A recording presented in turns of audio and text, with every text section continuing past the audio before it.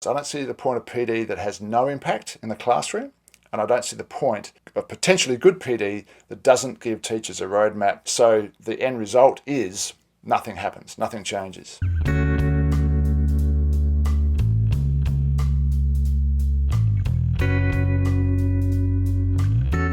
Hi, Richard here from Learn, Implement, Share. Alright, so I'm going to get on my soapbox with this one. Here's the question. How often do you do professional development and the result of that is a significant improvement in the learning environment and your state of empowerment and the student's happiness inside a classroom? Or the other way of asking the question, how often do you do PD that is a complete waste of time?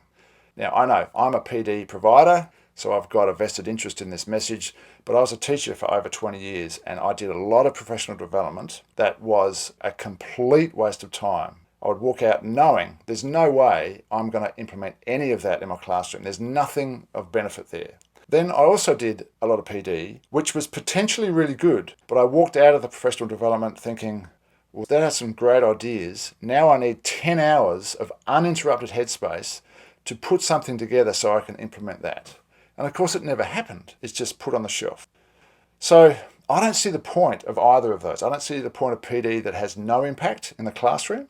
And I don't see the point of potentially good PD that doesn't give teachers a roadmap. So the end result is nothing happens, nothing changes. And of course then I did do some professional development that was instrumental, that I did come out of and implemented ideas the next day, the next week, and it was great. So when I became a professional development provider, when I started creating courses, my number one mandate was, if I'm going to create a course that's just going to waste people's time, then I'll pull it off the internet, or I just won't run it. I'm not going to waste people's time.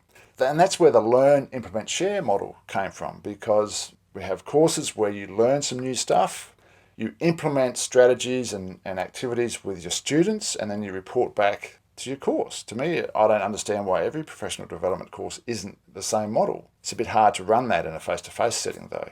So it all happens online, and it's a journey. You have to put in the work. You're self-directed in this process.